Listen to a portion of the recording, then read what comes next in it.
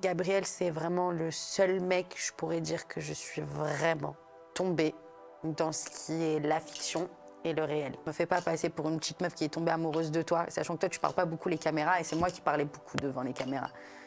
Et tu m'as fait vraiment passer pour une petite meuf qui est tombée amoureuse de toi, mais Dieu seul sait le nombre de choses que j'entendais, que je voyais en off. Mais ouais, non, c'est mon comportement qui pousse à ce qu'on m'abandonne des fois. Pourquoi tant de haine? Pourquoi tant de méchanceté envers moi? J'ai fait quoi? Ok, d'accord, j'ai 19 ans, je suis une adulte, mais prends-moi quand même avec toi. Enfin, je sais pas, me laisse pas, tu vois.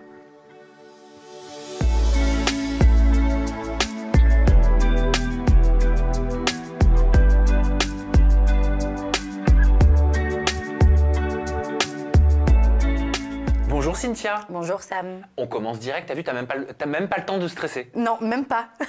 Je suis contente. Pourquoi tu m'as dit que tu stressais un peu? Bah écoute, parce que je t'avoue que moi je connais en toute intimité, donc j'ai déjà regardé en toute intimité, j'aimais beaucoup le concept, j'ai aussi regardé Aja, parce que j'ai ma petite sœur aussi qui adore ça, donc du coup on regardait ensemble et tout. Et puis bah, il y a un bon moment où tu m'as un peu critiqué avec les autres chroniqueurs, etc. On t'a critiqué. Vous m'avez critiqué. On t'a critiqué. Peut-être pour les live match TikTok. Aussi. Voilà. Et du coup, j'appréhendais un tout petit peu. Je me disais, bon, j'espère que ça va passer. Et franchement, bah, je suis agréablement surprise. Bah écoute, c'est pas parce qu'on critique un jour qu'on peut pas se parler le lendemain. Oui, c'est vrai. C'est vrai, hein? C'est vrai aussi. Au contraire. Oui. C'est encore mieux. Bah oui, bah alors autant ne pas juger peut-être d'abord.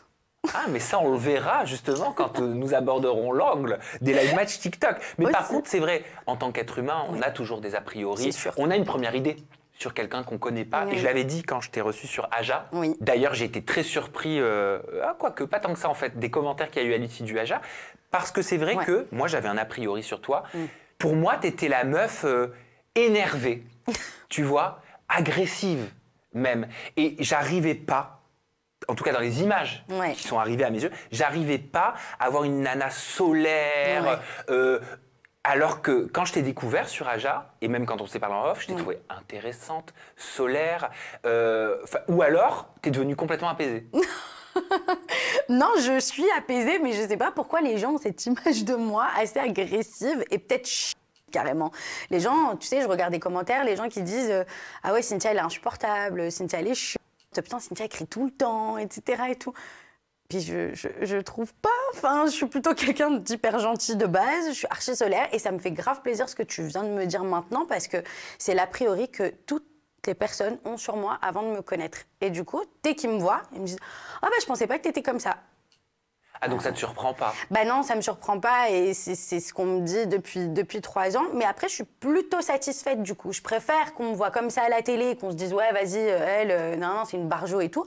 Mais quand on me rencontre dans la vraie vie, eh ben on se dit ah bah non, elle est gentille quand même. Bon après, il a dû s'en passer quand même des choses dans ta vie pour que tu aies ce côté exacerbé de ton caractère qui ressort, surtout dans les relations amoureuses. Ouais, oui. J'ai remarqué. Alors ça peut te faire vriller. Ah oui, mon Dieu. Quand tu as des sentiments pour quelqu'un, quand tu développes de l'amour, une affection, mais je pense que ce soit en amitié ou en amour, c'est le truc qui te fait vriller. Ouais, c'est ça. Alors en amitié, un peu moins qu'en amour, parce que j'arrive à... En fait, je sais qu'en amitié, on n'a pas forcément d'attache, tu sais. Enfin, tu ne promets rien à la personne, elle te promet rien. C'est de l'amitié, ça se fait avec le temps, donc c'est cool. Et puis tu apprends à connaître la personne aussi avec les disputes, etc. C'est pas comme l'amour. L'amour, j'ai un vrai problème avec ce sujet, et là, avec le mot amour, en fait, je pense. On va parler de l'amour. Parce qu'avant, justement, d'être dans une émission d'amour, tu as participé, tu as fait tes débuts dans les Marseillais au Mexique, sur W9.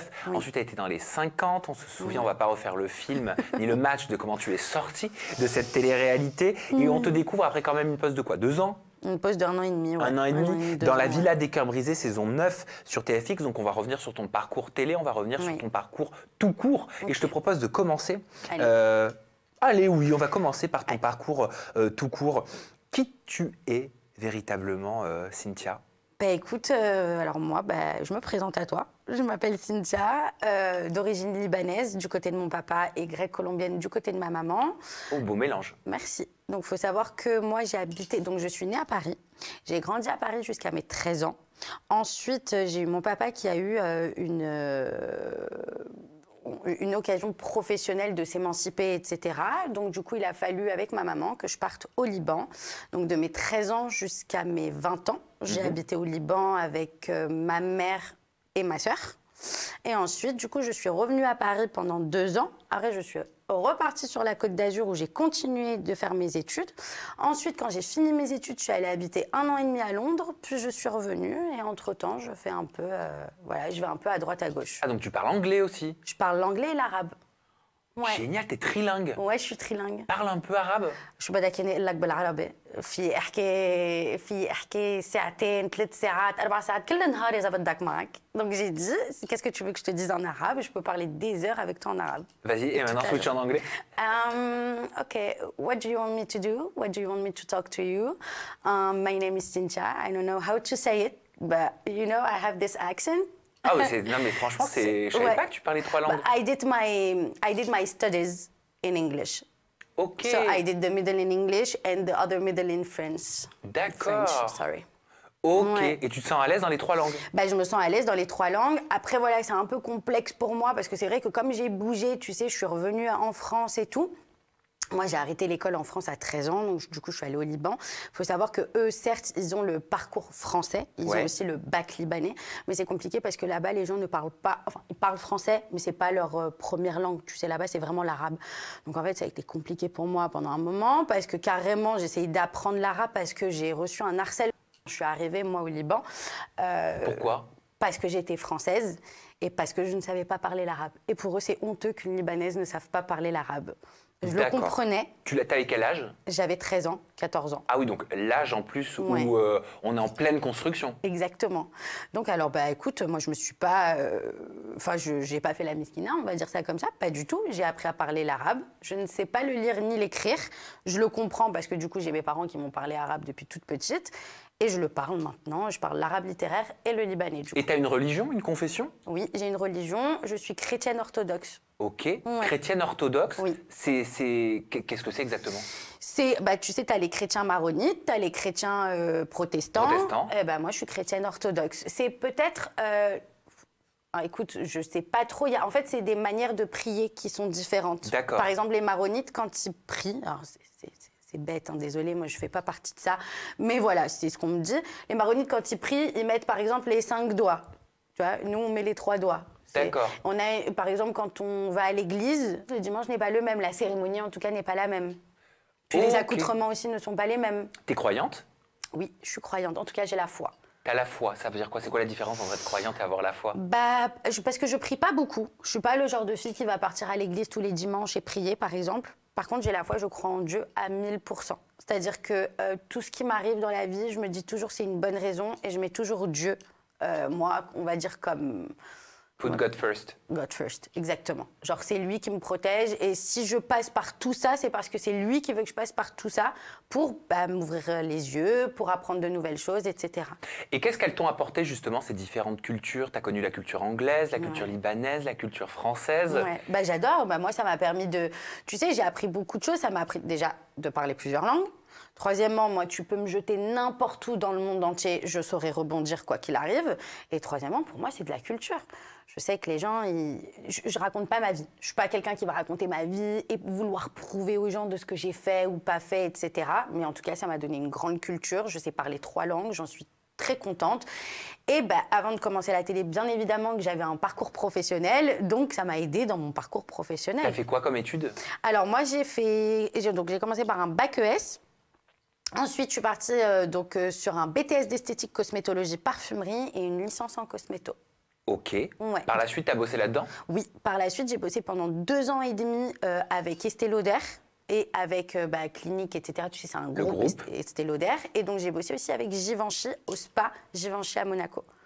Ok. Ouais, où j'étais formatrice de marque, où il fallait qu'en fait je forme les praticiens, les managers, les directeurs aux nouveaux produits et nouvelles formules de cosmétiques. D'accord, donc tu saurais me dire quelle poudre 4 couleurs Givenchy faudrait me conseiller? Exactement. Ok. En fonction de ta teinte et de ton cou. La verte ou la orange? Alors pour toi, ça dépend. Tu as des rougeurs? Oui. La verte. La orange, c'est si t'es bleu. Pour les cernes, etc. et tout, c'est très bien de mettre du orange, ça c'est de la tricolométrie. Ah oui, tu connais vraiment bien. Ah oui. Et le soin noir, il est bien? Ça dépend, au charbon, pas au charbon. Il est à base de quoi? Je ne vais pas faire mes courses maintenant. Je te poserai toutes mes questions en off tout à l'heure. Et comment tu décrirais l'adolescente que tu étais, l'enfant que tu étais? Alors, un peu compliqué. Hein. Moi, l'enfant que j'ai été, très perturbatrice. Hein. Moi, quand j'étais, je n'ai pas honte à le dire, j'en ai fait baver à mes parents, mon papa et ma maman. J'étais un peu le genre de fille qui voulait toujours s'affirmer, qui avait besoin de s'affirmer auprès de mon papa.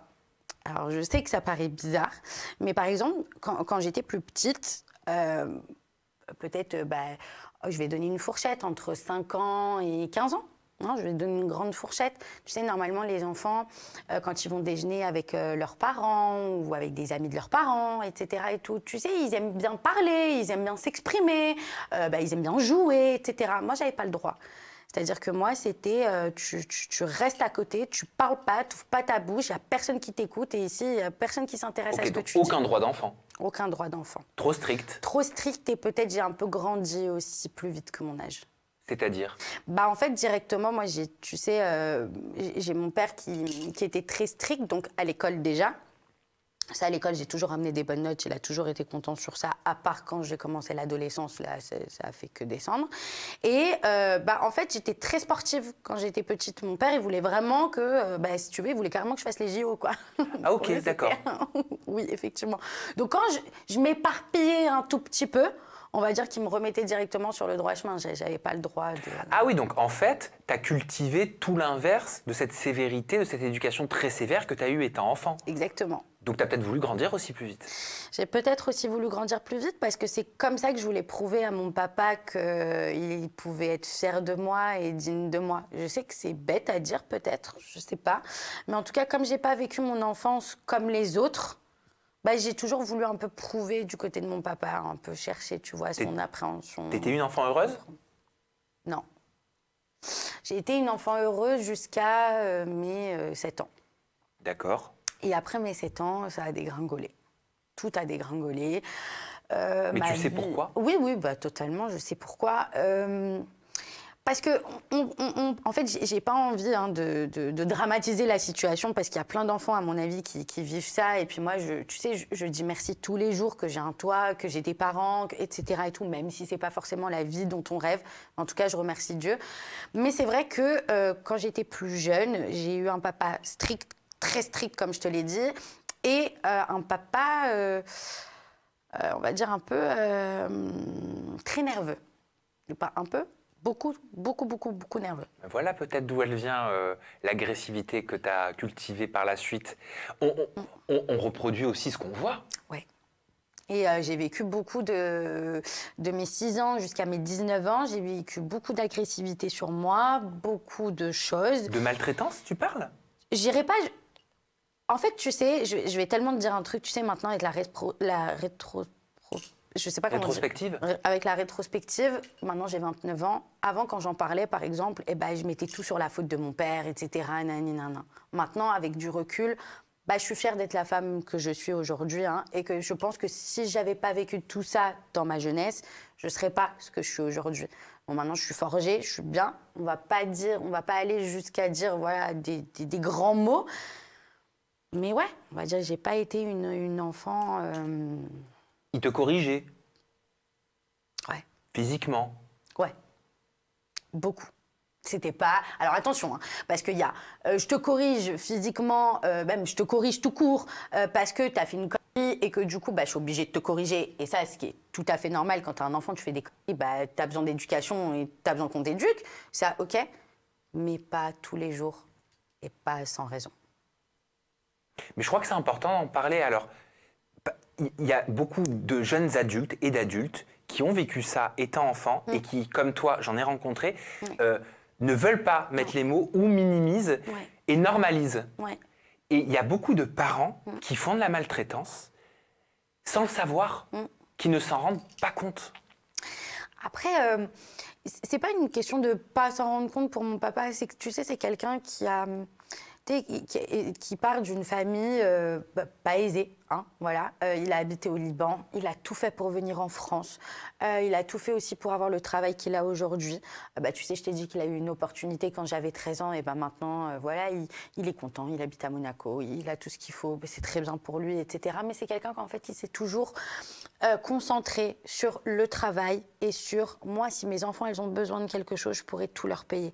Mais c'est pas quelqu'un qui va se concentrer sur l'affectif, le paternel, l'amour, tout ça. En fait, c'est vraiment, si tu veux, tu as vraiment deux personnalités. Tu as la personnalité de mon père, des fois hyper gentil, tu vois, quand je le vois avec ses potes et tout, je me dis, ah ouais, c'est mon daron, il est pas comme ça et tout machin avec moi.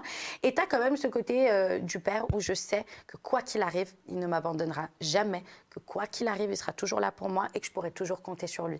Alors, c'est vrai hein, que c'est pas forcément cool, on va dire, parce que je peux pas compter sur lui niveau sentimental, niveau amour et tout. Tu vois, par exemple, quand il m'arrive des peines de cœur ou des problèmes, même dans ma vie de tous les jours, c'est pas quelqu'un sur lequel je vais me retourner. Je vais pas l'appeler par peur que je me fasse insulter, par peur que par la suite il me dise mes vérités en face, chose qu'il aura raison de faire, mais ça va créer des tensions entre lui et moi, et on va plus parler, etc. Il va me rabâcher le passé et tout. Je préfère pas. Ok, tu préfères avancer. Et vous avez une bonne relation aujourd'hui? Bah écoute, aujourd'hui on a une bonne relation, on se voit pas souvent, attention, hein, même très très peu, hein, on se voit très très peu, mais en tout cas il est très fier de la personne que je suis aujourd'hui et quand on est au téléphone on arrive à communiquer, c'est le principal. Ouais, donc t'es contente et t'es déjà contente. Et j'ai vu, tu sais, suite à Aja qu'on a fait ensemble où je te questionnais par rapport, en lien avec ta problématique dans la Villa des Cœurs Brisés, on m'abandonne toujours. T'expliquer l'abandon que tu avais vécu, l'abandon d'une maman en tant que jeune femme, en tant que femme aussi. Oui. Et j'ai vu des commentaires de soutien en masse. Tu les as vus aussi. Oui. Mais j'ai vu aussi des commentaires qui manquaient grandement d'empathie. Et peut-être que ça te permettra d'expliquer un peu plus. Certains commentaires disaient « Mais je ne comprends pas, en fait, à 19 ans, on est déjà une femme. C'est bon, on n'est pas abandonné à 19 ans. » Alors, sur le papier, oui, c'est vrai. À 19 ans. Alors, ça dépend pour qui. Hein. Attention, on n'est pas tous pareils, on ne grandit pas tous de la même manière, on n'a pas tous non plus la même éducation. Donc, excuse-moi, pour 19 ans, moi, je connais des filles à 19 ans, c'est des bébés, comme j'en connais à 19 ans, c'est des adultes. Donc, ça n'a strictement rien à voir. Moi, je pars du principe où quand je parle d'abandon, c'est qu'il faut vraiment comprendre que c'est l'abandon que j'ai vécu parce que moi, je n'ai jamais été proche de mon papa. C'est-à-dire que j'ai toujours cherché cette affection du côté de mon papa, parce que c'est quelque chose qu'il ne m'a jamais donné, donc du coup que je recevais du côté de ma maman.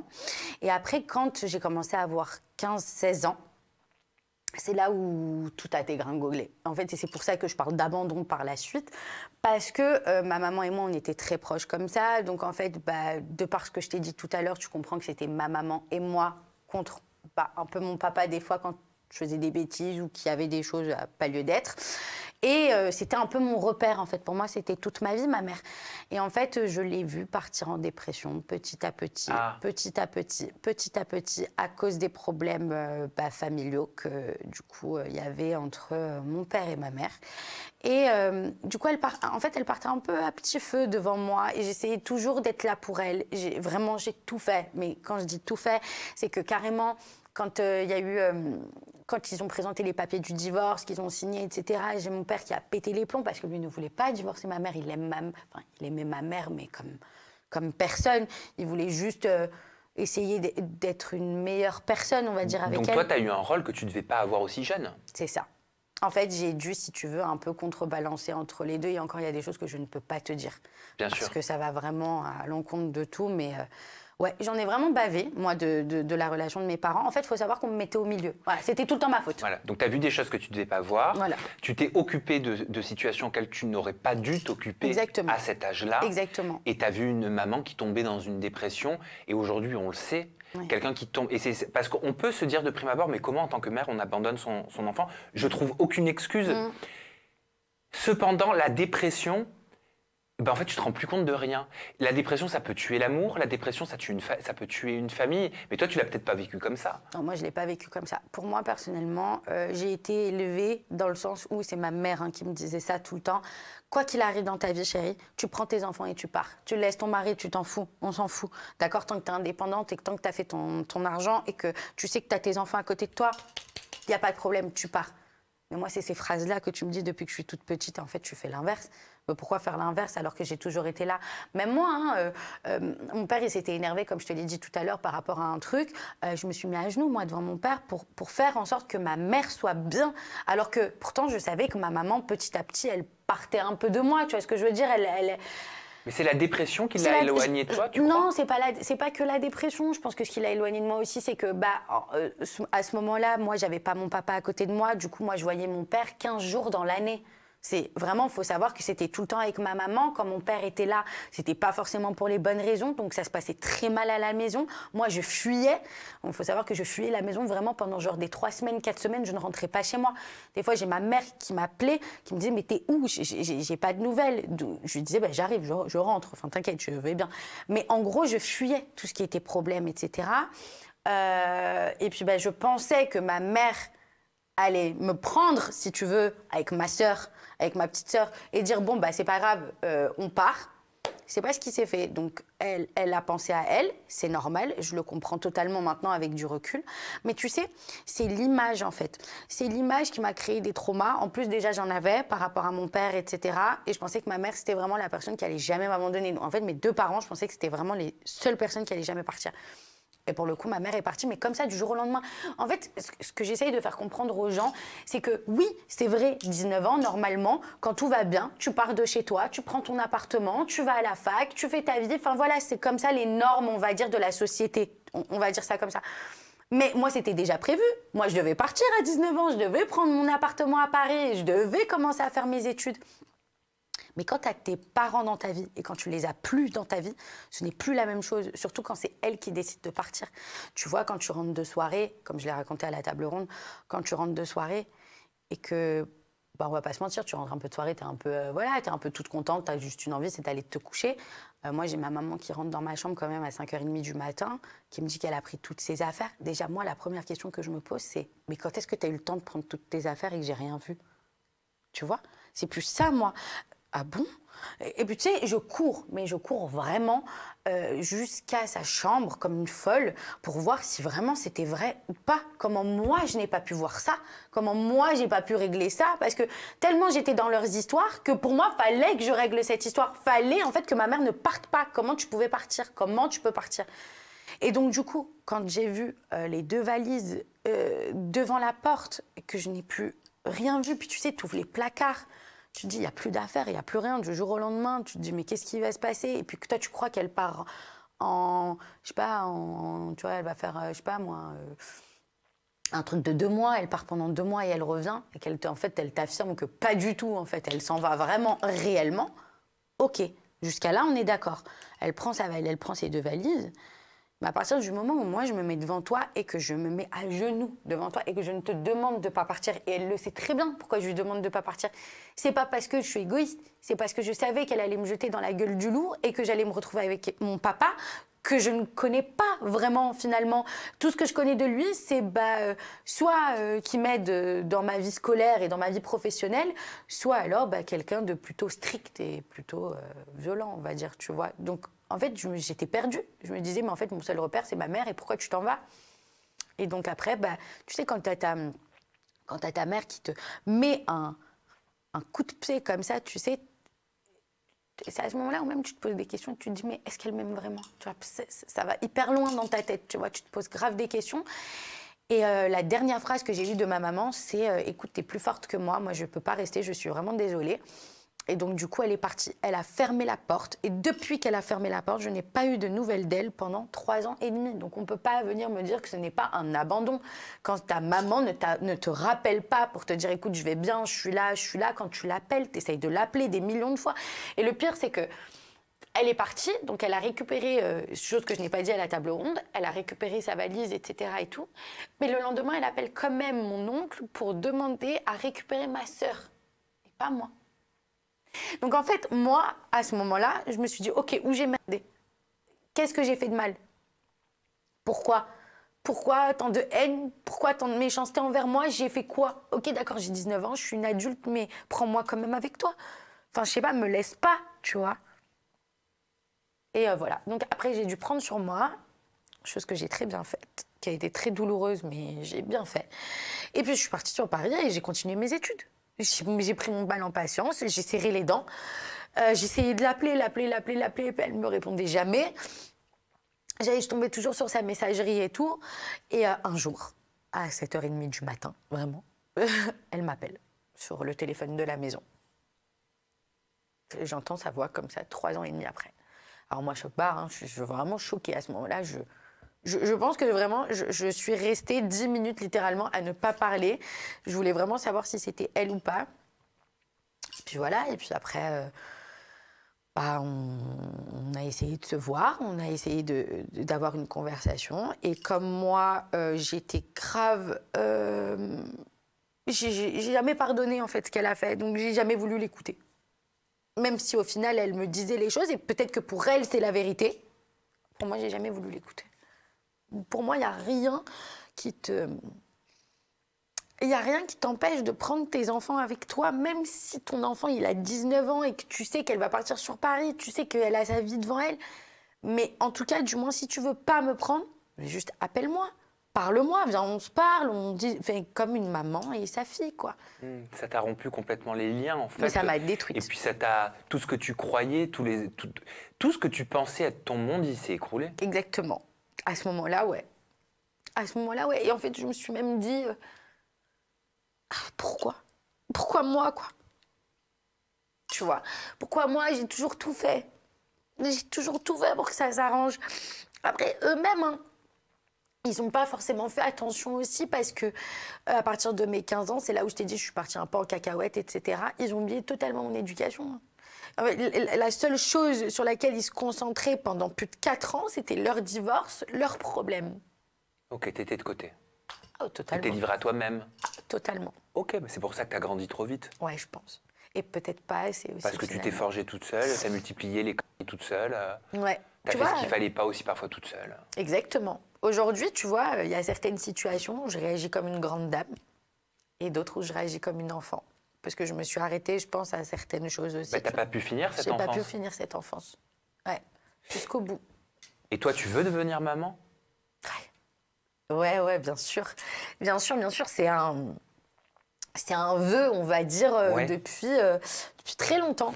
J'ai voulu être maman, moi, très jeune. Et pourtant, pour être honnête avec toi, j'ai voulu être maman avant d'avoir ma première relation avec quelqu'un, pour te dire.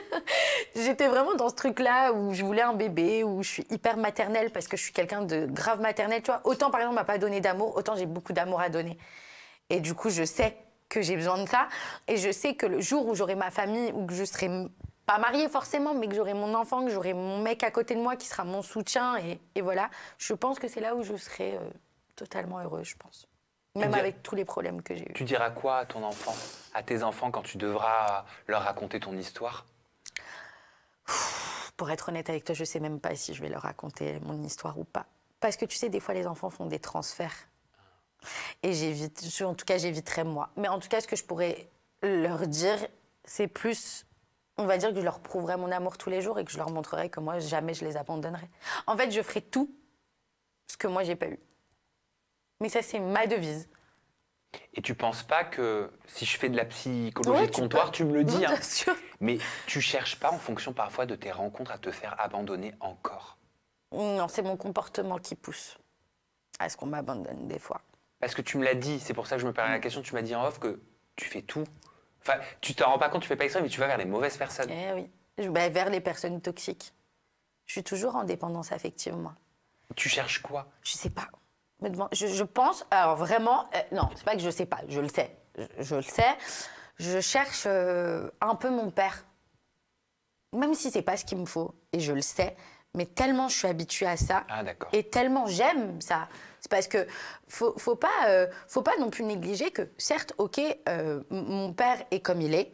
Mon père m'a éduquée comme lui voyait l'éducation, hein, sachant que quand même il est libanais à 100%, qu'il n'a pas eu une éducation comme tout le monde non plus. Il a fait la guerre à l'âge de 14 ans. Tu sais, c'est quelqu'un qui est quand même assez... tu vois ce que je veux dire? Ça crée des traumatismes hein, quand on a fait la guerre. Exactement. Donc je peux pas lui en vouloir, moi, sur ça. On n'apprend pas à être parent. Mais en tout cas, je sais qu'il y a tellement de choses chez lui que j'aime, même même, tu vois, même des fois, son côté toxique un peu, bah, je l'aime bien. Et je crois qu'en fait, justement, je vais vers ce genre de personne qui ressemble beaucoup à mon papa. Tu vois, par exemple, généreux, mais qui m'abandonnera jamais. Mais par contre, entre les deux, t'as le côté toxique, t'as le côté cri, t'as le côté tout ça. Et en fait, je sais que c'est pas ce qu'il me faut, hein, et même, faut pas ça à aucune femme. Hein. Attention, aucune femme a le droit même de vivre ce genre de choses. Après, je pense que quand tu es dans un schéma, que ce soit familial ou autre, je pense que tu vas vers ce que tu connais et que tu n'arrives pas à faire autrement. Et c'était quoi ce vers quoi tu allais? C'était de la sévérité, c'était de la violence parfois aussi? La sévérité surtout, je cherche de la sévérité. Moi, je cherche aussi quelqu'un qui puisse quand même poser son point. Tu vois, je ne cherche pas quelqu'un de toxique, attention, parce que tu vois, je vois beaucoup de commentaires sur les réseaux sociaux en mode « Ouais, mais Gabriel est toxique, tu t'attendais à quoi ?» Désolée, je fais un lapsus avec Gabriel, parce que c'est sa problématique. Mais toxique ne veut pas dire trompeur. Toxique ne veut pas dire mentir. Toxique, c'est tout un mot qui a plusieurs significations pour plusieurs personnes. C'est-à-dire que moi, je pars du principe où la toxicité, c'est pas que ça. La toxicité, c'est aussi avoir un rapport de force. Tu vois, moi, je cherche ce rapport de force. Je le cherche. Je sais pas pourquoi. Si je l'ai pas, il y a un truc qui va pas. Pour moi, si t'as pas ce rapport de force avec moi, tu ne m'aimes pas. Donc, je vais le chercher. Je comprends. Tu vois, je vais le chercher. Par exemple, ça fait 1 semaine que toi et moi, on s'est pas embrouillés. Ben, je sais pas pourquoi, je vais vouloir t'embrouiller. Mais c'est quoi? Je vais t'embrouiller pendant 2 minutes et après, je vais rigoler. Et même moi, je vais venir te voir et je vais te dire, ben, désolé, je me faisais chier, je t'ai embrouillé. Tu vois? Ok, ouais, c'est le naturel un peu qui revient au galop. C'est un peu le naturel qui revient au galop. Et c'est quand que tu as eu un accident de voiture, il me semble, quand tu étais plus jeune? Ouais, j'ai eu mon accident de voiture avant de partir sur Paris, justement, le jour de mon anniversaire. T'avais quel âge? 19 ans. 19 ans. Eh ouais, et il s'en est passé à 19 ans. Et ça a été l'année la pire pour moi, je pense. Vraiment. Cette année, ma maman... j'ai eu cet accident et ma maman est partie 3 mois après. Ouais. Ouais. Ça a été un peu... c'est rien, hein, mais voilà quoi. C'est un accident, en vrai de vrai. J'en ai jamais parlé.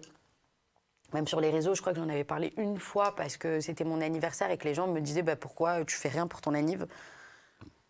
Parce que pour moi, en fait... mon anniversaire, c'est 1 année de plus vers la mort. Je ne le prends pas comme 1 année de plus vers le bien, quoi. Je le prends 1 année de plus vers la mort, parce que j'ai failli mourir, moi, ce jour-là. Et je sais très bien que c'est un miracle de Dieu que je sois encore en vie. Qu'est-ce qui t'est arrivé ce jour-là? Tout simplement, donc c'était mon anniversaire, j'allais en boîte de nuit avec des amis, etc. et tout. Moi, je ne voulais pas conduire de base, donc j'ai dit à mes amis de venir me chercher et de me raccompagner à la maison pour mon anniversaire. Chose qui a été faite, donc ils sont venus me chercher, etc. et tout. Ensuite, on allait en boîte de nuit. Bon, tu connais, c'est ton anniversaire, tu fais la Java, machin et tout. Et j'avais un ex à l'époque, sauf que je ne l'avais pas invité à mon anniversaire. Et il est venu, il est arrivé comme ça, de nulle part. Et moi, il faut savoir que, alors oui... Alors, comment l'expliquer? C'est que faut savoir que je suis quelqu'un, quand je tombe amoureuse, je suis à fond. Mais quand je ne t'aime pas, ça se voit que je ne... Ça, je crois qu'on l'a vu. Voilà. Donc, du coup, il est arrivé, ça m'a saoulée. Je lui ai dit, pourquoi t'es là, machin et tout. Il m'a dit, c'est ton anniversaire, je peux venir quand même te faire des bisous, etc. et tout. Ouais, ok, super. Bon, ça m'a mis dans un mauvais mood. Et donc, du coup, j'ai dit, vas-y, raccompagne-moi à la maison. Et en fait, en me raccompagnant à la maison, on s'est disputé. C'est parti en cacahuète dans la voiture. Donc, en arrivant en bas de chez moi têtue comme je suis, hop, ah ouais? Non, tu sais quoi? Je vais retourner en boîte et je vais aller kiffer avec mes amis parce qu'en fait, là, je comprends pas pourquoi je suis en bas de chez moi. Donc, du coup, je prends ma voiture. Alors, il faut savoir qu'en plus, c'était une voiture de location. Donc, c'était ma maman qui m'avait loué une voiture parce que, du coup, mon père voulait mettre ma voiture au garage. Enfin, bref, pour des raisons X ou Y, on s'en fout. Et donc, du coup, moi, d'habitude, quand je prends ma voiture, alors je sais que les gens, ils vont dire, mais non, mais comment elle fait et tout, machin. Je mets pas de ceinture. Au Liban, c'est le bled. Hein, voilà, normalement, je ne mets pas de ceinture. J'ouvre les fenêtres et je mets de la musique. Voilà, ça, c'était de base ce que je faisais. Sauf que cette fois, je ne sais pas pourquoi, j'ai mis ma ceinture, j'ai pas ouvert les fenêtres et j'ai pas mis de musique. Donc j'étais vraiment dans un délire, je sais pas pourquoi, je sais pas comment, et c'était vraiment la première fois que ça m'arrive. Je pars, donc du coup j'accélère, etc. et tout, donc je prends le même chemin que du coup mon ex, qui lui voulait rentrer chez lui, mais moi je prenais le chemin de la boîte de nuit, c'était le même chemin. Et ça, c'est un chemin que je prends tous les jours de base. Tous les jours. Et je pense que tellement j'étais énervée, je pense que j'avais tellement de trucs dans ma tête, j'ai oublié ce petit virage. Donc du coup, je le vois à la dernière minute. Là, j'essaye de freiner pour que la voiture, elle parte pas non plus. Donc, ouais, je fais un truc avec la boîte de vitesse et tout. Sauf que la voiture, bah non, tu peux pas l'empêcher de partir. Donc, elle commence à taper, en fait, sur les deux côtés du trottoir. Et ensuite, elle fait 3 tonneaux. Donc, en fait, et moi, il y a les vitres qui se sont carrément explosées sur mon visage et tout. Je pensais que j'allais avoir plein d'égratignures. Rien du tout. J'ai vu ma vie vraiment littéralement défiler devant mes yeux depuis que je suis toute petite jusqu'à cet instant là.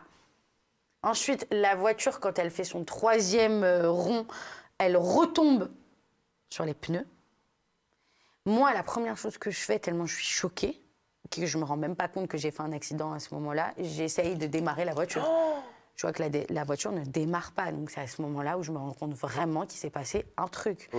Donc, je descends de la voiture, je regarde la voiture. Du côté, de mon côté à moi, de devant, donc du côté gauche, jusqu'à ma porte, la voiture était comme ça. Et il n'y avait que ma porte à moi qui n'avait strictement rien. Donc, ça veut dire que j'ai envoyé une photo à ma mère. Ma mère, elle a pleuré, elle pleurait. Elle me dit, mais comment, pardon, hein, mais tu n'es pas morte. T'es passée à ça de la mort. Je suis passée à ça de la mort, mais dis-toi que vraiment, quand je suis sortie de la voiture, tu vois, on aurait pu dire que j'avais des égratignures de partout. Peut-être que je m'étais foulé un truc. T'avais rien? Ah, rien. Juste 2 petites égratignures que tu vois là, et c'est tout. Et je suis sortie, mais vraiment, littéralement, je me suis mise à genoux et j'ai pleuré. J'ai embrassé le sol et tout à ce moment-là, moi. J'étais dans un état de panique totale, je pleurais en même temps. Je sais pas ce qui s'est passé. Et puis, j'entends mon ex, moi, derrière. Alors, je suis un peu brouillonnée, tu vois, dans ma tête. J'entends mon ex pleurer, Cynthia. Mais comment ça se fait qu'il était là? Parce que lui, en fait, prenait le même chemin. Mais non, lui, en fait, pour aller jusqu'à chez lui, c'est le même chemin que la boîte de nuit. D'accord, ok. Et moi, tellement, en fait, je suis allée vite, je suis passée dans lui. Ok, ça t'a servi de leçon? Oui, ça m'a servi de leçon. Et aujourd'hui, hein, je le dis, je mets ma ceinture, d'accord? Non, mais parce qu'il y en a qui vont dire oui, mais non, vous inquiétez pas, c'était juste le Liban. Voilà pourquoi on met pas trop notre ceinture. Mais ici en France, en tout cas, je respecte les lois. On se change des idées? Allez. On parle un petit peu de la Villa des Cœurs Brisés? Allez, go. De ton retour à la télé? Oui. Pourquoi tu décides de parler de messages privés que tu rends publics de Gabriel lors de la première table ronde? Parce que ça me faisait rire. J'entendais sa problématique à lui et puis j'ai entendu la problématique de Vince. Alors franchement, Vince, c'est juste un dommage collatéral parce que j'ai parlé après sa problématique. J'aurais pu parler après la problématique de Gabriel, c'est vrai. Mais en fait, je voyais tellement Gabriel serein, tellement en train de rigoler. Et puis j'avais l'impression qu'en fait, il était venu juste pour se toucher les boules, quoi, tu vois. Hein, juste pour faire sa télé et repartir. Pas de sincérité. Donc en fait, j'ai juste voulu dire « Oh, allô ?» Tu m'as DM quand même avant cette aventure. Donc déjà, de 1, tu as des gens ici sur cette table ronde qui sont capables de se marier au premier regard. Moi, c'était juste une petite, on va dire, comment on dit? C'était juste pour... Le titiller? Ouais, le titiller, et puis aussi pour lui dire, envoie pas ce genre de message. Il y a des meufs, elles pouvaient tomber dedans. Moi, je suis pas tombée dedans, mais il y a des meufs, elles peuvent tomber dedans. Mais t'avais envoyé quoi comme genre de message? Oh là là, c'était un message. Je peux te le lire? Ah, tu l'as encore? Ouais. Mais un message de lover? Mais en fait, moi, ce qui m'a énervé par la suite et le pourquoi du comment j'en ai parlé à la table ronde, parce que j'ai appris que c'était un gage. Ah, c'est pas vrai. Donc tu fais pas des trucs comme ça, en fait. T'imagines, t'envoies un message à une autre fille, comme ça, tu lui écris la même chose que tu m'as écrit. C'est-à-dire que toi, t'aurais pu tomber amoureuse au premier message? Alors, pas moi, mais peut-être d'autres filles. Ah, ok. Ah oui. Alors, Delphine. Attends. Voilà, par exemple. Par exemple. Bon, désolée Delphine, tu m'en voudras pas. Je te fais des bisous. Mais voilà. Non, attends, je vais te le retrouver. Alors, le message, hein. Ah, c'est tellement drôle. Putain, mais tu sais, moi, quand j'ai lu ce message, j'ai dit, mais fous de ma gueule, quoi. C'est le 20 mars. Donc, on partait quand en tournage? Le 10... En mai. Ah oui, voilà, nous on est parti le 19 mai. Donc le message est « Je t'ai bien suivi dans les aventures et je suis sûre que je pourrais te canaliser, toi et ton caractère de feu. Laisse-moi être ton pompier. Oh » Non mais déjà, tu tombes sur ça. T'as répondu? Mais pas du tout. Ça va pas. Regarde, j'ai répondu vraiment le 2 juin, c'était sur un autre message. Mais tu vois, pour que tu vois bien que j'ai pas répondu, je l'ai laissé en vue. Et même, j'avais même pas accepté sa demande de message. Gabriel. Gabriel, Ouais. Parle-moi de Gabriel. Tu t'es sentie tomber amoureuse de lui? Un peu? Beaucoup? Il t'a mis dans des sacrés états quand même. Ouais. En fait, Gabriel, il avait ce côté hyper mignon, hyper nounours, hyper, je sais pas, attentionné des fois. Et d'un autre côté, il jouait carrément le froid. Et il était tout l'opposé. Et moi, comme c'est quelque chose sur lequel j'ai l'habitude d'avoir dans ma vie, bah, du coup, j'ai grave kiffé le comportement qu'il avait. Pourtant, je savais qu'il était toxique. Mais pour moi, encore une fois, toxique ne veut pas dire trompeur et ne veut pas dire menteur. C'est vraiment... Mais oui, Gabriel, Gabriel, je pense que... Alors, j'en ai pas fait beaucoup des télés. Donc, j'ai fait les Marseillais, j'ai fait les 50 et la Villa des Cœurs Brisés. Je me suis mise en couple dans l'aventure des Marseillais avec Greg, du coup. On est restés 2 semaines ensemble. Comme toutes. Comme toutes, ouais. On en parle après. Ouais, ok, d'accord. J'ai honte déjà. Non, mais voilà. Donc, je suis sortie avec lui, ça a duré 2 semaines. C'est pas quelqu'un... Je l'ai apprécié, Greg. Je l'ai pas aimé. Je suis pas tombée amoureuse de Greg. Ce n'est pas pareil. Je l'ai vraiment beaucoup apprécié. Quand ça s'est fini, bah, ça s'est fini. T'as vu, je suis pas tombée en dépression ni quoi que ce soit. J'ai pas pleuré. J'ai pas pleuré. J'étais tranquille. J'étais bien. Il y avait Mélanie ORL pour rattraper le coup par la suite. Donc, c'était cool. Il y avait Maëva aussi. Donc, ok. Il y avait toujours Maëva. Il y avait toujours Maëva. Mais non, ouais. Gabriel, c'est vraiment le seul mec, je pourrais dire, que je suis vraiment tombée dans ce qui est la fiction et le réel. Et je suis tombée dedans. Amoureuse, tu dirais? Amoureuse, c'est peut-être un grand mot, mais j'ai eu énormément de sentiments pour lui. Moi, je pensais que ça allait durer après l'aventure, qu'on allait être ensemble, que... On allait faire cette diffusion ensemble. Que tu ferais maman et célèbre. Non, n'abuse pas à ce point-là, mais t'as compris. Au moins que ça dure un peu, quoi. Parce que pour moi, c'était réel. Et pourquoi t'as fait un sentiments. TikTok, alors je sais plus de quand il date ton TikTok, bon après tout on s'en fout, où tu disais qu'il était en couple avant la villa? Ouais, bah, c'est ce que j'ai appris. T'as appris ça quand? J'ai appris quand je suis sortie de... alors, on est sorti de tournage, on est resté 2 semaines à Bali. Après, moi, je suis rentrée en France, donc je suis rentrée en France le 3 juillet, je crois, un truc comme ça. Et j'ai des amis qui savent tout sur tout. Et malheureusement, j'ai vu des choses et j'ai vu des preuves qui m'ont permis justement de voir que Gabriel était en couple avant l'aventure. Ouais, mais si tes preuves, c'était ce genre de messages qui étaient des gages, est-ce qu'elles sont fiables? Non, j'ai des preuves de la fille qu'il fréquentait et qu'il fréquente aujourd'hui. Encore? Encore. Ah, mais qui fréquente? Fréquenter, c'est pas être en Non, couple. ils sont en couple, enfin, ils sont ensemble. Genre, je dis fréquenter parce que, tu vois, soi-disant, de ce que j'ai compris par rapport à Gabriel, ils se sont fréquentés avant l'aventure, ils n'étaient pas ensemble, soi-disant, et que par la suite, quand il est sorti d'aventure, il s'est mis avec elle. Alors, on comprend tout, on n'est pas bêtes, on n'est pas des débiles. Tu l'as fréquenté avant, tu n'as juste pas voulu mettre le mot couple sur votre relation, mais vous faisiez comme.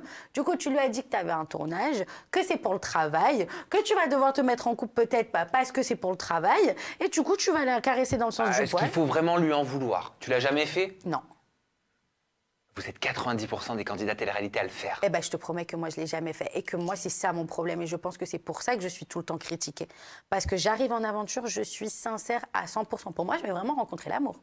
Moi, je ne viens pas, tu vois, moi, je suis venue dans cette télé, déjà de 1 pour régler ma problématique, parce que pour moi, c'était le plus important. Et c'était aussi, pourquoi pas, trouver l'amour et faire des efforts sur moi-même et avancer, en fait, avec quelqu'un et grandir avec quelqu'un, tu vois. Moi, c'était plus ça, mon idée. Ah pas du tout. Je me suis bien trompée.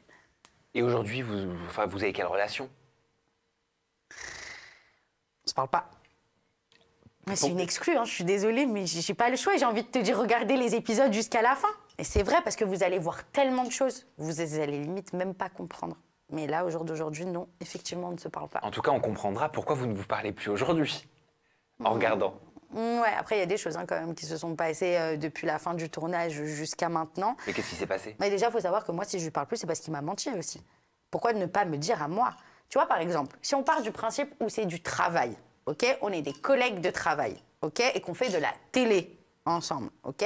On sait qu'il y a la réalité, mais aussi, on sait aussi qu'il y a la fiction, ok? Pourquoi ne pas venir me dire? Pourquoi moi, ne pas venir me dire, écoute Cynthia, t'as vu, je fréquente quelqu'un en dehors de l'aventure, j'aime bien cette personne, etc. Mais on est au travail, tu connais, tu sais très bien comment c'est. Pourquoi tu viens et tu me fais espérer jusqu'à la fin? Pourquoi tu viens et tu me dis qu'on va finir cette aventure ensemble? Pourquoi tu viens, tu me dis que tu vas m'emmener chez ta grand-mère en Espagne, mais c'est elle que t'emmène chez ta grand-mère en Espagne 2 semaines après? Pourquoi tu me dis des choses et c'est avec elle que je vois que tu fais, tu comprends? Pourquoi Donc j'étais c'est quoi? C'est une autant... trahison pour toi? Une vraie trahison? Mais bien sûr. Mais bien sûr. Moi, quand tu viens travailler dans des conditions honnêtes. Tu viens travailler dans des conditions carrées. Tu sais qu'avant, à l'ancienne, moi, j'ai jamais vraiment connu la télé en France parce que du coup, j'habite au Liban et tout. Mais de ce que j'ai compris, si un candidat rentrait dans une télé alors qu'il était en couple, ça se virait, ça le virait. Ça disait, bah, t'es pas sincère, donc c'est ça, non? Je sais pas. On m'a déjà dit des trucs comme ça. C'est pas le but pour Gabriel, c'est pas ce que je veux dire. Juste, au moins, sois sincère avec les gens qui travaillent avec toi. Tu vois? Me fais pas passer pour une connasse de service et me fais pas passer pour une petite meuf qui est tombée amoureuse de toi, sachant que toi, tu parles pas beaucoup les caméras et c'est moi qui parlais beaucoup devant les caméras. Et tu m'as fait vraiment passer pour une petite meuf qui est tombée amoureuse de toi, mais Dieu seul sait le nombre de choses que j'entendais, que je voyais en off. Et ouais. Et qu'est-ce que tu voyais? Je voyais un mec qui était toujours collé à moi. Je voyais un mec qui était toujours collé à moi, qui me disait, moi, je veux finir cette aventure avec toi, moi, je t'aime, moi, ci, moi, ça. Normalement, tu sais très bien, quand t'es en off et en in, quand tu t'en fous de la personne, tu vas pas vers elle. Tu vois, ça se voit que c'est du travail, etc. et tout, on t'a fait tout. Mais là, non. En fait, pourquoi me faire des trucs comme ça? Pourquoi me faire espérer un changement, même de ta part à toi? Parce qu'on est dans un programme qui s'appelle La Villa des Cœurs Brisés et que tu es obligé de changer. Non, frère, si toi-même tu veux pas changer, eh ben change pas, mais au moins dis-le. Me fais pas croire des choses. J'ai 29 ans, s'il te plaît. Ne mens pas, quoi. Eh ben, je te propose de parler de certaines relations que tu as pu avoir depuis qu'on te connaît. C'est dans quelle émission déjà que tu as rencontré Julien Bert? Attends, j'ai un trou de mémoire. Dans les 50. Ah bah oui, c'était dans les 50. Ça s'était fait naturellement? Oui. Ah oui, oui. C'était un vrai coup de cœur?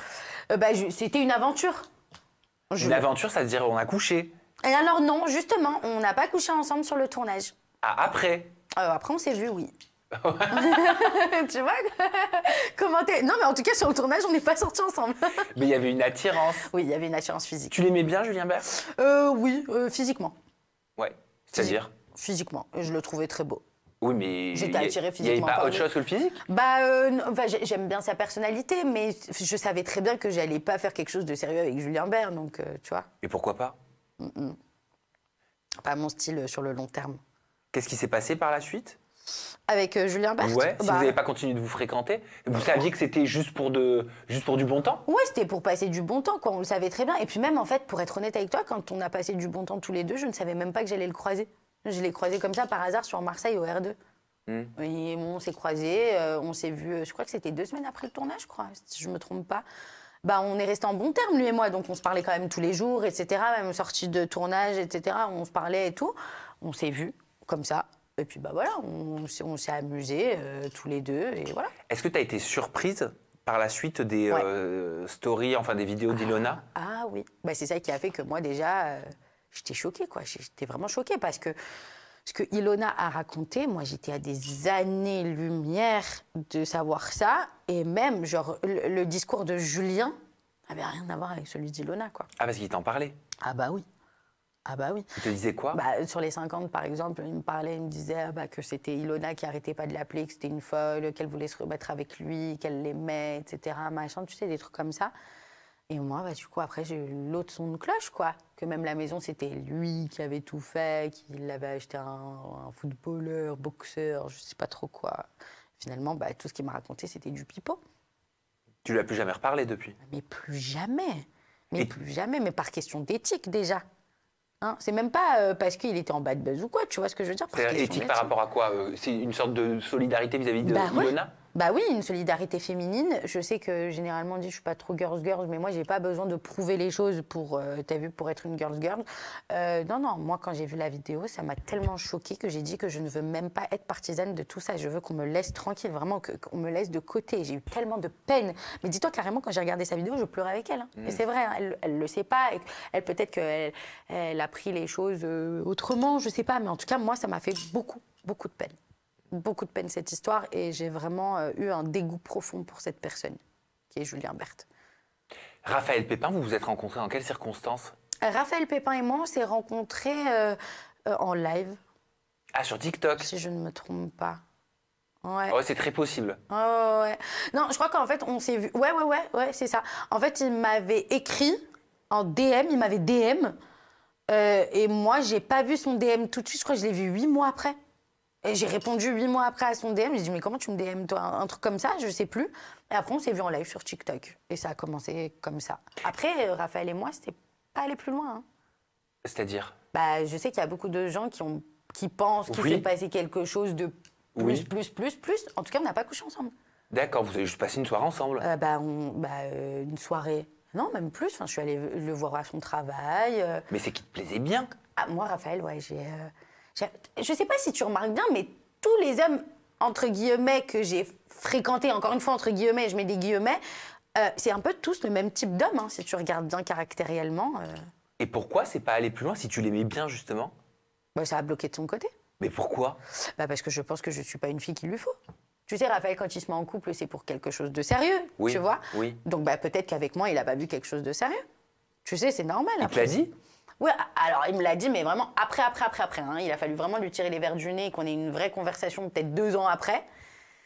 Mais voilà, après moi, Raphaël, voilà quoi. C'est quelqu'un que j'ai apprécié pendant un moment et que j'apprécie toujours au jour d'aujourd'hui. Hein. C'est vraiment quelqu'un, voilà, quand par exemple il était en guerre avec Ilan, il y a eu des guerres avec Ilan, etc. Moi, je n'ai jamais été partisane de tout ça et je n'ai jamais été du côté d'Ilan. Hein.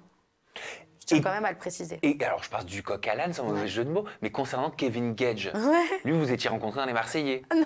Non, où ça? En fait, moi, si tu remarques bien, je les ai tous rencontrés en dehors de Mais oui, c'est vrai. Et j'y ouais, non, ah ouais, alors Kevin Gage. Kevin Gage, ouais, non, en fait, ce qui s'est passé, c'est que je suis très amie avec Ethan Teboul, donc qui est le fils du coup de Stéphane Teboul, le mari de Magali Berda. Exactement, de Magali. Et donc du coup, Kevin était venu sur Paris. Et en fait, il faisait une soirée chez lui. Normalement, on devait aller en boîte de nuit par la suite. Et donc, du coup, Ethan, il m'appelle. Il me dit, vas-y, attends, on est chez Kevin et tout, machin. Prépare-toi et après, on sort, on va en boîte. C'est ce qui s'est passé. En fait, en gros, je les ai rejoints chez Kevin. Et après, voilà. Et Kevin, je l'ai appris... Mais après, voilà. J'ai appris à le connaître, mais si tu veux que j'aille plus loin. Non, mais c'est le voilà. Voilà. Non, mais alors, Kevin, je sais qu'il y a beaucoup de gens qui se disent, mais... Comment tu peux? Comment t'as pu? Je sais que ça revient généralement et tout. Mais alors, faut le voir pour le croire que Kevin, quand tu le vois en vrai, c'est quelqu'un qui est très charismatique. Il a la tchatch. Mais qu'est-ce que tu sous-entends? Tu sous-entends qu'il n'est pas charismatique sur ses réseaux? Non. Bah non, regarde, on a tous une image faussée, hein. Tu vois? On a tous une image faussée. Donc non, moi, je le voyais pas du tout comme quand je l'ai vu dans la vraie vie. Et quand je l'ai vu dans la vraie vie, c'est là où j'ai été étonnée. J'ai dit, ah oui, d'accord, ok. Rien à voir. Ah oui? Ah oui. Et pourquoi par la suite t'as dit que c'était un crasseux dans des audios qui sont sortis? Parce que ça, c'est la vérité. Et pour le coup, ça, c'est une amie à moi qui m'a... Enfin, une de mes anciennes meilleures amies, plutôt, qui m'a un peu trahi. Même beaucoup trahi, je dirais. En fait, je parlais avec elle au téléphone. Moi, j'étais avec elle au téléphone. Et en fait, elle a envoyé tous ses audios à Aquababe. Et je ne sais pas pourquoi. Alors, quand je lui ai posé la question, déjà, je lui ai demandé si elle avait touché un billet pour ça. Hein, au moins. Hein, elle m'a dit que non. Et chose que je ne comprends pas. Et deuxièmement, je lui ai dit, pourquoi faire ça? Elle m'a dit, parce que j'en avais marre, en fait, que les gens, toi, t'insultent, toi, te prennent pour ce que tu n'es pas. En fait, c'était une manière de te défendre. Mais t'as pas besoin de me défendre comme ça. Je vais pas me défendre comme ça. Mais pourquoi dire...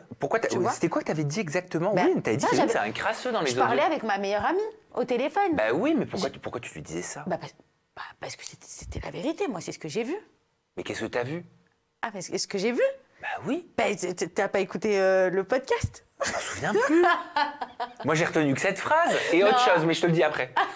Non, mais n'importe où. J'ai vu. Quand j'allais aux toilettes, je voyais que la pisse, elle n'était pas dans la cuvette, mais à côté. Je voyais certaines phases de crasseux. Voilà, moi, ça m'a dégoûté. Moi, j'étais sous le choc pour en parler à ma meilleure amie. C'est quoi des phases de crasseux? Tu me pousses vraiment là, hein? Mais je te jure, je suis curieux. Je l'aime bien, vraiment. Mais je suis curieux. C'était des phases de crasseux, des phases de mecs sales. Genre, il faisait pas sa vaisselle. Non mais attends, ça va pas faire sa vaisselle, on s'en fout. Et puis on s'est vu sur 3 jours. T'imagines si j'ai eu le temps de me dire que c'est un crasseux parce qu'il fait pas sa vaisselle? Il mangeait ses crottes de nez. Alors il les mangeait pas, mais en tout cas il les mettait bien sur les miroirs et sur les murs, quoi. Voilà, c'est ce genre de bail, tu vois ce que je veux dire? C'est un truc, j'ai pas envie d'aller plus loin que ça, mais après il était bourré un peu. Bon. Ouais. Viens, on épargne. Dans d'autres audios, tu as expliqué que tu le trouvais mieux aussi depuis la fin de sa relation avec Carla. Ouais. Ça avait beaucoup fait parler. Hein. Ouais. Et je pense que les gens n'ont pas accepté que je donne mon avis, mais encore une fois, je parlais avec ma meilleure amie, donc... Oui, tu t'étais faite un peu terminer. Hein. Donc je m'étais fait... Ah ouais, je m'étais fait terminer. Ouais. Complet. Mais ouais, alors j'avais pas le droit de dire ça, certes. Mais quand tu me prends dans une conversation avec ma meilleure amie, j'ai le droit de dire ce que je veux. Complètement. Ça ne regarde personne. Bon, là, malheureusement, c'est sorti publiquement, donc j'ai fermé ma bouche et j'ai accepté, quoi. T'as pu que subir. Ah, j'ai pu que subir. Voilà. Je vais te parler d'une autre relation qui a fait couler beaucoup d'encre. Ouais. Peut-être que c'est quelqu'un dans la sphère télé-réalité qu'on connaît moins. Ouais. C'est Amin Harit, un footballeur. Mais Amin Harit est un footballeur, n'est pas... Oui, beaucoup t'ont accusé de sortir avec un homme marié. Oui, pourquoi? Parce qu'il y a eu un audio de moi qui est sorti qui disait mais si ça se sait, ça va faire des problèmes. Alors, à quel moment un audio comme ça, d'accord, peut affirmer que, soi-disant, j'ai couché avec lui? Non. Moi, il faut savoir que... Alors, le blogueur en lui-même qui a sorti cette information a supprimé tous mes messages sur notre conversation. Donc, il y a eu des messages qui ont... En fait, si tu veux, il y a eu carrément des montages qui se sont faits. Donc, en fait, l'audio, là, que je disais, c'était parce qu'il me disait « Mais moi, je vais le sortir, que vous vous connaissez. » Mais à quoi ça sert que tu le sors? Je l'ai vu 2 fois. Et c'est là où je lui ai dit « Mais ça va faire des problèmes. Ne sors pas quelque chose comme ça, ça va faire des problèmes. » Ce n'est pas parce que j'ai couché avec lui. C'est parce que pourquoi tu veux sortir quelque chose qui n'existe pas? C'est bête. En plus, il a une femme, 2 enfants, de ce que j'ai compris. Donc, j'ai été en mode, mais qu'est-ce qu'il me veut, lui? Enfin, il veut quoi? Donc voilà, l'histoire, en fait, elle a pris énormément de proportions pour rien. Il faut savoir que, voilà, je démentis et je continue à démentir aujourd'hui. Je n'ai jamais couché avec Amin Harit. Amin Harit est quelqu'un que j'ai vu effectivement en boîte de nuit. Je l'ai vu 2 ou 3 fois en boîte de nuit. Il était d'ailleurs à côté de notre table, parce que moi, j'étais avec les Marseillais à l'époque quand on allait en boîte. Et c'est tout, ça s'arrête là. Ça s'arrête là. Et même, j'ai eu sa femme qui m'a appelée. Genre... Lui-même m'a envoyé déjà un message sur Instagram et j'ai eu sa femme qui m'a appelé par la suite. Moi, je lui ai dit, mais ça va pas ou quoi? Mais même si ça avait été réel, je lui aurais dit à elle. Parce qu'on est des femmes, ça se dit, ce genre de choses, on se parle et j'ai pas envie qu'elle souffre. Mais c'est pas fait, donc non, je vais pas assumer quelque chose qui est faux. Et Greg, est-ce que tu vas assumer? C'est le moment, Cynthia. Arrêtez de vouloir assumer quelque chose avec Greg parce qu'il ne s'est jamais rien passé. 15 jours. Eh non, les gars. Eh ouais, je sais, mais non, il ne s'est rien passé. Ah, il n'y a pas eu de bébéo?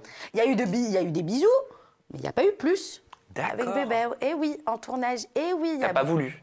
Non. Et lui, il voulait pas non plus? Bah si. Mais moi, je voulais pas. Non, mais c'est normal, c'est un homme. Ça...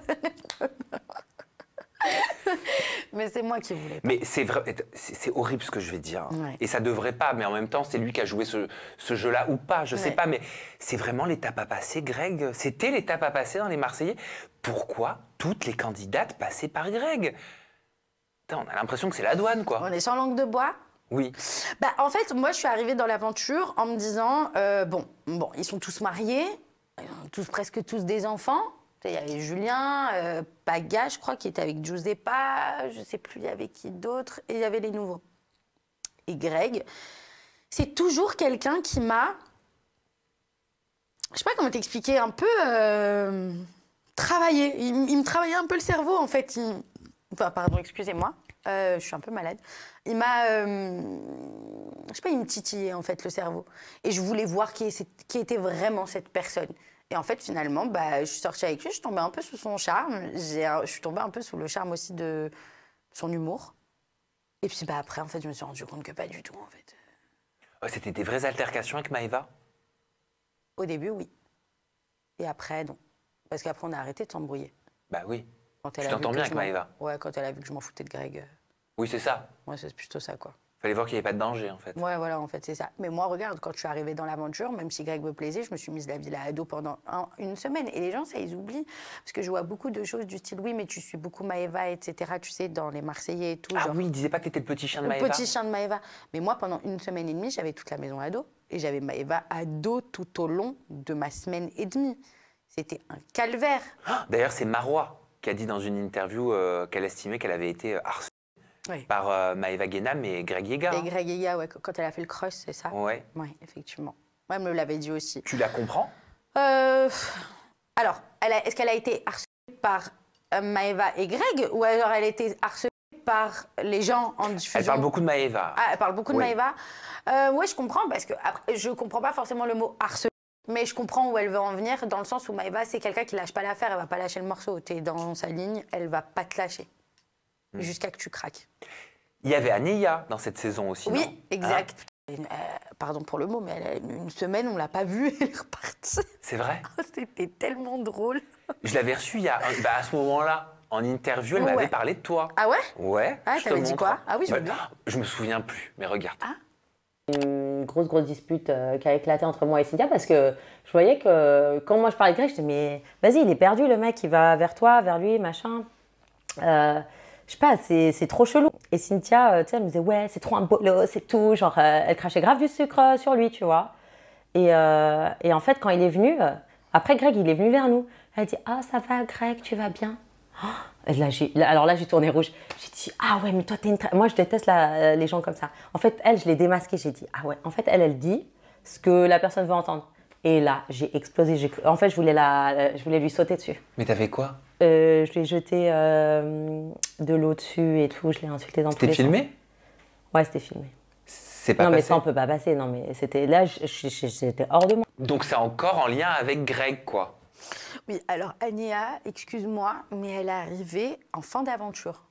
Donc l'époque, enfin on va dire la hype de j'ai des sentiments pour Greg, elle était déjà passée. Hein. Donc déjà de 1. De 2, hypocrite dans quel sens, je sais pas. Oui, effectivement, je me plaignais du comportement de Greg, c'est réel, en dehors des caméras. Oui, en dehors des caméras, excuse-moi, Greg est infernal, je ne peux pas. Ça veut dire que quand on est sur le set, c'est notre travail, on n'a pas le choix que de le tolérer. On ne peut pas faire autrement, même si tu veux, de toute façon, dans tous les cas, même si tu n'es pas d'accord avec lui, tu vas crier, tu vas créer une embrouille. Mais de toute façon, ça va être dans le truc de la télé. Mais quand tu es en dehors des caméras, bah, laisse-moi dire ce que je pense, s'il te plaît. Et J'ai t'as le droit, été quand dégagée même. du tournage parce que tu lui as levé la main dessus? J'ai jamais été dégagée du tournage, moi. Ok, mais Des tu lui as levé la Marseillais. main dessus? À Anéa? Oui. Oui, enfin, c'est parti quand même, ouais, un peu loin, ouais. Enfin, lever la main dessus, c'est un grand mot, mais j'ai voulu en tout cas l'attraper et je crois vraiment lui arracher tous ses cheveux. Et Le t'as- peu de cheveux qu'elle avait déjà. T'as été arrêtée à temps? Ouais, j'ai été arrêtée à temps, ouais. Il faut pas être violente comme ça. Mais tu sais pourquoi? Parce qu'en fait, Anéa ne me connaît pas. On est d'accord. Donc, on est sur quelqu'un qui ne me connaît pas. Donc, moi, je suis en train de m'embrouiller sur un truc. Je crois que c'est à voir entre Greg et Maëva. Tu vois? Genre, arrêtez de me prendre pour une conne. On sait très bien ce que vous faites. Je crois, un truc comme ça. Et j'ai Anéa qui débarque de nulle part, mais complètement torchée, la meuf, déjà. Elle arrive, elle me regarde, elle me dit « Ah bah, c'est normal, t'es une grosse chienne. » Pardon? Mais on se connaît, toi et moi, déjà, pour que tu me disais, c'était ma première télé. Dis-toi que enfin, je ne connaissais personne. Comment tu peux dire que je suis une chienne alors qu'on se connaît ni d'Adam ni d'Ève? Comment tu peux m'insulter à ce point-là? Alors oui, j'ai pété les plombs, pardon, pardonnez-moi, mais... Elle a changé. Je vois... Elle a changé. Bah oui, elle est chez les Mormons maintenant. Ah, d'accord, ok. T'as bah, dû voir écoute, ça sur les réseaux. tant mieux Elle a pour retrouvé la grâce de Dieu. Ah, tant mieux pour elle. Bah, je suis contente. Voilà. On va parler des live matchs TikTok. Bah oui. Alors, moi, j'ai vu passer une justification concernant ça de ta part et j'aimerais que tu m'expliques. Ouais. Et c'est pas drôle en vrai. Ah. T'aurais expliqué que tu aurais commencé les live matchs TikTok parce que tu avais besoin d'argent, parce que tu n'avais pas payé tes amendes pendant plusieurs années et que l'État était venu te prélever.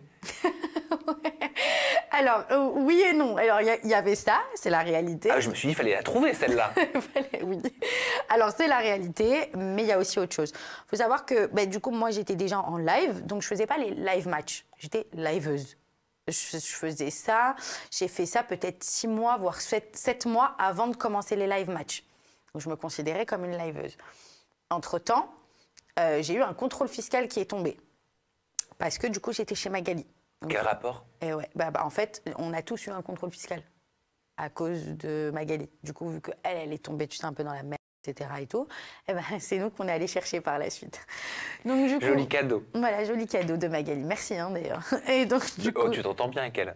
Ah non, pas du tout, on n'a plus aucun contact, elle et moi. Ah bon? Ah oui, j'ai pas honte de le dire. Ah, mais je croyais, moi, que vous étiez encore en contact. Pas du tout. Moi, mon contrat, il s'est terminé et j'ai plus jamais re-signé. Pour quelle raison? Parce qu'il y avait des conditions de travail qui ne me plaisaient pas. Quelles conditions? La rémunération, par exemple. T'étais payé? Non. Bah non. C'est pour ça que j'ai eu tous mes problèmes et tout. Oui, moi, j'ai pas honte de le dire. Hein. J'ai pas été payée pendant longtemps. Alors, certes, c'est pas des sommes comme les autres, mais déjà, 1 euro, pour moi, c'est 1 euro. Mais déjà. pendant combien de temps t'as pas été payé? 4 mois. 4 mois. Et ça représentait quelle somme à peu près? Je te donne une fourchette. Oui. Entre 8K et 15K. D'accord, ok. Oui. Donc bref, donc de là, moi, j'ai mon contrôle fiscal qui me tombe dessus, mes cartes qui sont bloquées, qui sont en train de chercher un peu tout et tout machin, pas d'argent, très compliqué pour moi de même comment je vais faire pour payer mon loyer, comment je vais faire pour payer tout ça, parce que tu sais, faut savoir aussi que ça faisait un moment qu'elle ne me payait pas, donc ça faisait 4 mois. Donc ça veut dire que je payais déjà mon loyer avec ce que j'avais déjà de base, que j'avais mis de côté, d'accord? Donc ça, il faut le comprendre aussi, qu'on tape en fait dans des sous qu'on a déjà mis de côté. C'est pas le but. Quand tu travailles avec quelqu'un, ton but c'est toujours de mettre de l'argent de côté. C'est pas d'en perdre du coup et de taper dedans. C'est logique. Donc moi, je tapais dedans et tout jusqu'à que je suis arrivée à un moment donné où je pouvais plus en fait et qu'il fallait trouver une solution, tu vois. Et donc du coup, il y avait les lives. Il faut savoir que moi, j'ai eu un donateur qui est venu sur mon live du nom de Petit Ours, qui est arrivé du nom de Petit Ours, qui a commencé pendant 1 semaine et demie à me supplier de faire des live matchs. Il faut savoir que moi, je ne voulais pas rentrer dans ça parce que justement, je voyais l'image, je trouvais pas ça trop cool, le concept, il n'était pas ouf et tout machin. Et quand j'ai eu mes problèmes financiers, franchement, je vais te dire un truc, j'ai même pas réfléchi. Quand il m'a dit plus d'une fois, fais des live matchs, je te mets dans le classement, je te mets dans le classement, je te mets dans le classement, quand je voyais ce que les autres gagnaient dans le classement, je me suis dit, écoute, pourquoi pas? Ok, on va y aller dans ce classement et on va voir combien tu peux te faire d'argent, si ça peut t'élever, si ça peut t'aider. Voilà, chose qui a été faite. Dis-toi que j'ai ouvert mon live un vendredi. Il m'a mis dans le classement, il m'a mis 8e dans le classement. Et j'ai fini dimanche, parce qu'avant c'était hebdomadaire, maintenant c'est journalier. Et donc du coup, j'ai fini dimanche en étant 5e, avec 2 millions de diamants, je crois. Qui correspondait à quelle somme d'argent? 2 millions de diamants. 2 millions de diamants, c'est 10K. Oh! Ah oui, ok. Donc ça m'a sauvée, moi. Parce que moi, j'ai entendu parler de toi au travers d'une liveuse qui avait tenu à venir rectifier certaines choses. Nono. Ah! Je vais te montrer un extrait vidéo. Non, mais tu vas voir, je vais te dire certaines choses qui vont te plaire, toi aussi. C'est-à-dire que Cynthia, même des propos racistes en live, c'est choquant. C'est choquant. Tu vois que ça se bat pour un top 1 et que ça traite la personne en face de sale arabe. Ça, c'est le problème des sales arabes. Tu vois, tu te doutes que c'est des propos racistes quand même, en plein live. Elle n'est pas d'origine... Merci. C'est ce qu'elle a essayé de se rattraper sur ça. Ok. Donc, ouais. D'où ça sort, ça? Alors, déjà, est-ce qu'elle t'a montré la preuve? Est-ce que tu as trouvé, toi, la preuve? J'ai une question. Est-ce que toi, tu as trouvé la preuve? Non. Est-ce que tu es allé chercher dans les rediffs? Oui. Oui, quand même. Oui. Pour avoir quelque chose. Tu as trouvé quelque chose? Non. Non, ok. Parce que je vais en revenir à autre chose après. Donc, faut savoir que cette personne-là, du nom de Nono, déjà, tu dis que j'ai traité les gens de sales arabes. Moi-même, je suis libanaise, je ne me permettrai pas de traiter les gens de sales arabes. Maintenant, tu as les maghrébins et tu as les arabes, d'accord? Moi, je n'ai jamais dit sale arabe à qui que ce soit et je ne me permettrai jamais d'insulter la communauté, que ce soit arabe, noir, français, ce que tu veux, jamais je me permettrai. Ça, c'est clos. Vraiment, j'ai même pas envie de revenir dessus. Deuxièmement, à partir du moment où elle a parlé de donateur, je sais pas quoi, elle a dit quoi? Elle dit que tu couchais avec un donateur à elle, Ouais. dont elle est tombée enceinte. Dont elle est tombée enceinte, je sais pas trop quoi. Ok, d'accord. Bon, déjà, avant de parler de tout ça et de mettre les choses au clair, moi, j'aimerais quand même mettre une chose au clair. Les gens sont loin d'imaginer que TikTok est une application qui est pire que Twitter. Les gens ont du mal à s'imaginer que TikTok te crée des réputations. Les gens ont du mal à s'imaginer que TikTok, c'est le shaitan en lui-même et qu'il y a des gens sur cette application, comme la fameuse Nono 2A, qui sont jalouses de ce que tu touches dans le classement. Parce qu'il faut savoir aussi quelque chose, que eux, par exemple, moi, je vais te raconter vraiment les choses, ok? Eux, ils étaient là depuis que l'application TikTok a commencé. C'est ce qu'elle disait. C'est ce qu'elle disait. Donc, c'est des pionniers, on va dire, un peu, de cette application. Ok, nous, on ne connaissait pas les live matchs, etc. et tout.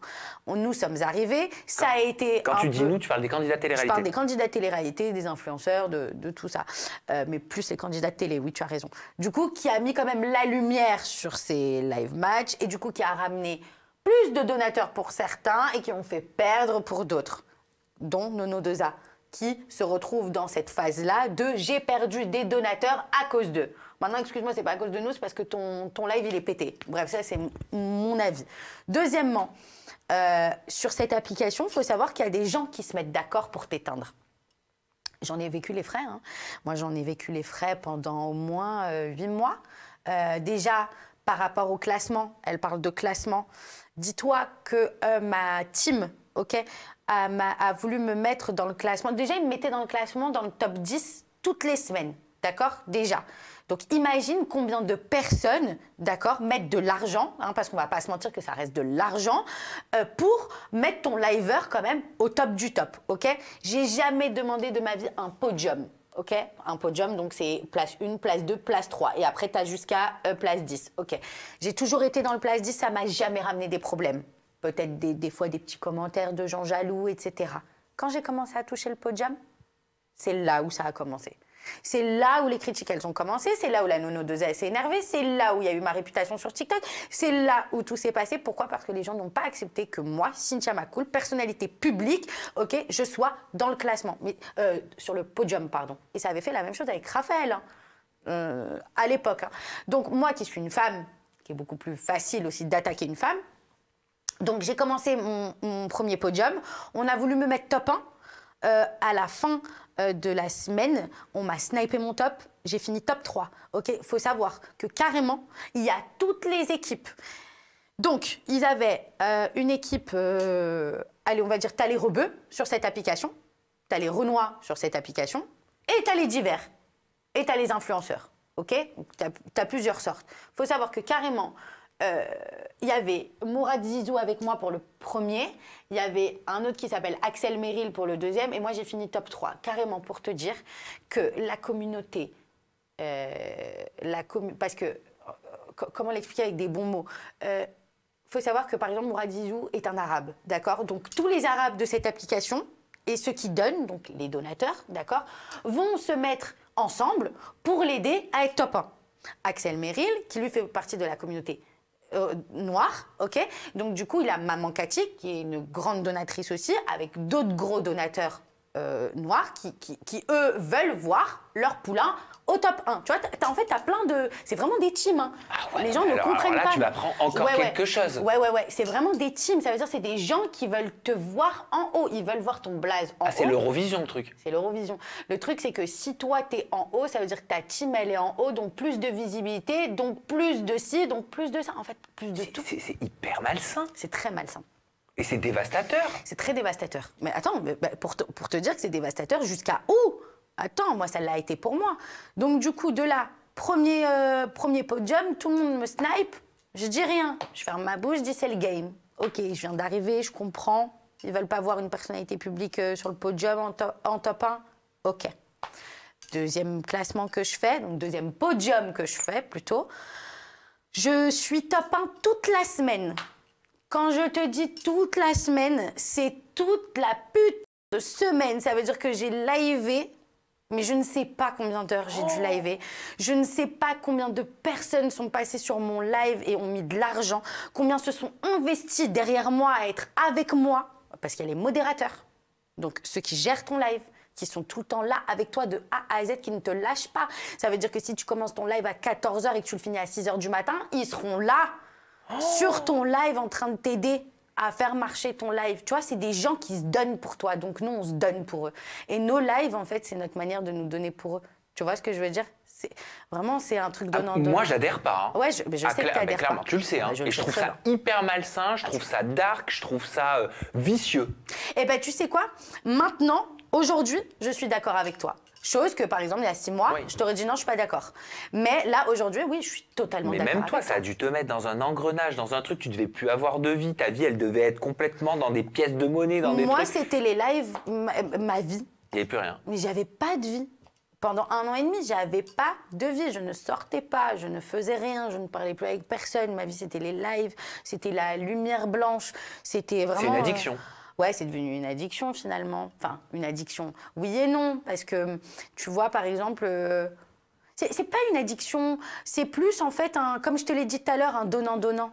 Tu sais, quand tu sais que tu as plein de monde derrière toi pour te voir évoluer, pour te voir en haut, toi, la seule chose que tu vas faire, c'est leur donner le meilleur de toi-même. T'as pas le choix, en fait. T'as pas le choix.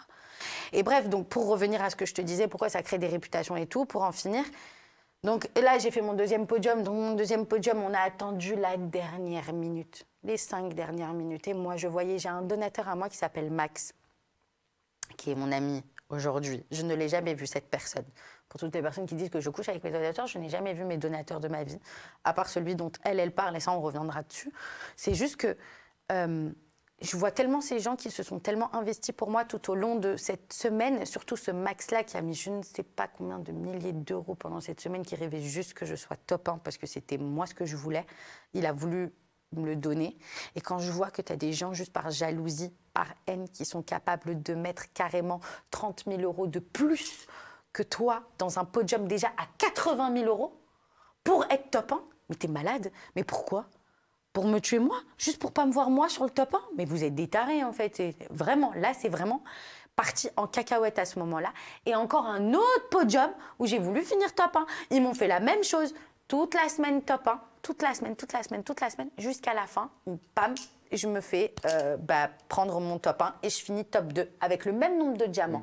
Et je pense que tu as vu des rediffs où je pleure, où les gens ont dit ah oui, Cynthia elle pleure parce qu'elle n'a pas fini top 1. Non, c'est pas vrai. J'ai eu les mêmes nombres de diamants qu'un. Moi, le top 2, j'ai eu 8 millions de diamants, comme le top 1. Pourquoi je vais pleurer pour une place? Je m'en fous. C'est pas la place, moi, qui m'a fait pleurer. C'est toute la semaine, des heures et des heures et des heures de live. Les gens ne s'en rendent pas compte. Des gens qui sont derrière toi, à qui tu parles au téléphone tous les jours, qui sont fatigués, qui te demandent à quelle heure tu lives le lendemain parce qu'ils veulent être là. Des gens qui mettent de côté de l'argent pour toi parce qu'ils veulent te faire un cadeau. Tu sais, il y a tout ça aussi. Et si toi, t'es pas quelqu'un de malhonnête, tu pleures. Tu pleures parce que tu te dis, mais en fait, pourquoi ? Ils ont fait quoi, ces gens-là? Je suis pas toute seule. Tu vois, je suis pas toute seule à me battre. J'ai toute une équipe derrière moi. C'est quand même de la folie, cette histoire. Ah, mais c'est de la folie. Et surtout qu'en vrai de vrai, pour revenir à Nono 2A là, et tout ça, machin, moi, ça m'a créé de grosses réputations. Et les gens sont capables de raconter n'importe quoi sur toi pour te mettre au plus bas et que tu n'aies plus de donateurs et que tu ne fasses plus partie des live matchs et que tu ne fasses plus partie du classement tout court. Pour conclure ce sujet, comment tu t'es sortie de tout ça? Moi, pour être honnête, j'ai mon numéro qui est sorti, j'ai mon adresse qui est sortie sur TikTok, j'ai reçu beaucoup d'harcèlement à cause de cette fameuse femme-là que toi-même t'as reçue. Donc du coup, j'ai arrêté du jour au lendemain. J'ai dit non, c'est pas possible, je peux pas. Moi, je suis pas partisane de ça de base. Moi, je suis venue pour passer un bon moment ici, pour gagner mes sous. Celui qui te dira qu'il a commencé les live matchs TikTok pas pour l'argent, c'est un menteur. Tout le monde a. Ça a été en tout cas le premier, on va dire la première chose de pourquoi on a tous commencé les live matchs, l'argent. Après, par contre, t'as l'argent et le jeu. Après, t'es pris par le jeu. Mais au début, c'est pour l'argent. Donc, Et après, j'ai arrêté. J'ai dit, mais moi, je ne suis pas là pour ça. Moi, je suis là pour toucher mon oseille. Je suis là pour rigoler avec les gens. Je suis là aussi pour passer un bon moment avec les gens et les divertir, comme eux me divertir aussi de leur côté. Donc, en fait, moi, je ne veux pas tout ça. T'es retournée à une vie un peu plus réelle. Un peu plus réelle, ouais. Beaucoup plus normale, on va dire. Ça fait du bien. Ah ouais. Ouais, je te jure, parce que je te jure que je suis devenue complètement parano. Mon adresse qui sort de partout, mon numéro de téléphone qui sort de partout. Je me suis fait cambrioler après. Tu sais, il y a plein de... qui peuvent être liés. Exactement. Qu'est-ce que je peux te souhaiter, Cynthia, pour la suite? Écoute, j'ai envie de te dire du bonheur. Oui, ça c'est sûr. Et puis j'ai envie de te dire aussi une carrière. N'importe quoi, pas forcément dans la télé, mais au moins que je sois professionnellement acquise. Mais dans quel domaine? Tu sais quoi, je vais te dire un truc dans l'influence, dans la télé, même pour moi-même, je te dirais. Ok. Ouais. Ok. Oui. T'as peut-être envie de devenir chroniqueuse de la semaine sur Aja? Pour te Peut-être, tester? pourquoi pas? Qui sait? Franchement, qui sait? Tu penses que je serais bonne?